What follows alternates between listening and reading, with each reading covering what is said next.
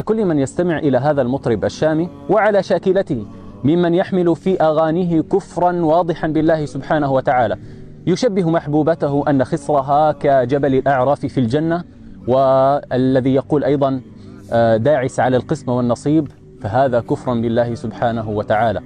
فلا يجوز لأحد أن يستمع لهذه الأغاني، فحكمها الحرمة. فإذا أصبح بالأغاني كلمات كفرية انتقلت الأغاني من الحرمة إلى الكفر بالله. قال الله تعالى: وقد نزل عليكم في الكتاب أن إذا سمعتم بآيات الله يكفر بها ويستهزأ بها فلا تقعدوا معهم حتى يخوضوا في حديث غيره إنكم إذا مثلهم.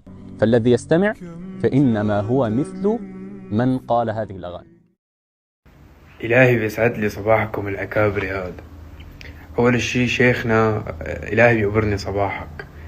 هي النقطة الأولى. النقطة الثانية شيخنا بلا مزاودة، يعني دقنك لهون أنت، يعني الدقن باين بتوزع علم على البشرية، بس أنا عم خبرك جبل الأعراف مش مثبتة إنه هي بالجنة، هي بعضها محل نقاش. جبل الأعراف وين أو هو ليه موجود بالضبط، هي نقطة ما عم زود عليك شيخ الكل أنت، يعني بس عم خبرك القليل من العلم الذي أملكه.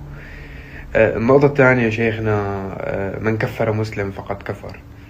فما علي حاب افقسك وضايقك عن الصبح، بس اذا انا كنت هروح على جهنم مثل ما عم بتقول شكلك حتقعد معي تقبرني. اخر وحدة والله ما حكترن عليك. عندك شوية معلومات ممكن يفيدوك بالمستقبل.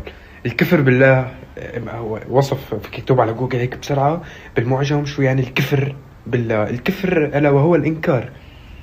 حبيت خبرك، يعني هي شغلة مش كتير مزبوطة اللي عم تحكيها. أتظن أنك قد طمست هويتي ومحوت تاريخي ومعتقداتي عبثا تحاول لا فناء لثائر. أنا كالقيامة ذات يوم آت. أنا كالقيامة.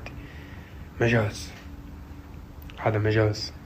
عم خبركم معلومات عامة يا أخي، اسمعوا مني وكبوا البحر. هذا الرد مو مشانكم، هذا الرد كرامة الحجة يلي دقت لي متضايقة منكم.